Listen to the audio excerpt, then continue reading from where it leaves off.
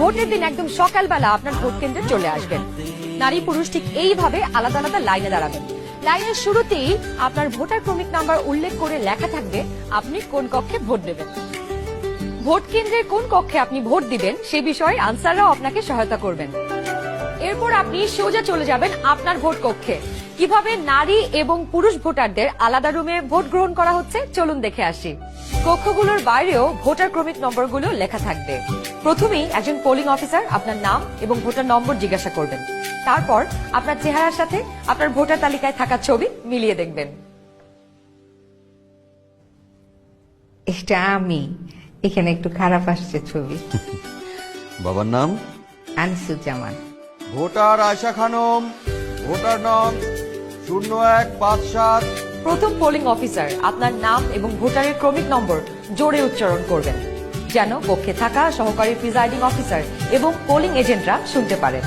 এরপর দ্বিতীয় polling officer আপনার আঙুলে অমোচনীয় কালি লাগিয়ে দেবেন। তারপর আপনি চলে যাবেন সহকারী প্রিজাইডিং অফিসারের টেবিলে। প্রিজাইডিং অফিসার আপনার ভোটার নাম্বার লিখে আপনাকে 2টো ব্যালট পেপার দেবেন।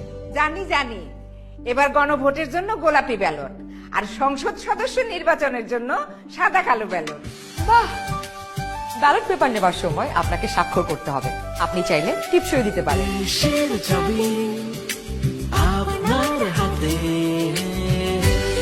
ব্যালটের সাথে দেওয়া হবে সিল মারার জন্য একটি রাবার স্ট্যাম্প। আপনি 2টি ব্যালট এবং রাবার স্ট্যাম্প নিয়ে ভোট দেবার গোপন কক্ষে যাবেন। এবার কিন্তু সময় বাঁচানোর জন্য অনেক ভোট কেন্দ্রেই 2টো গোপন কক্ষ থাকবে, যাতে একই সময়ে 2জন ভোটার 2টো গোপন কক্ষে ভোট দিতে পারেন।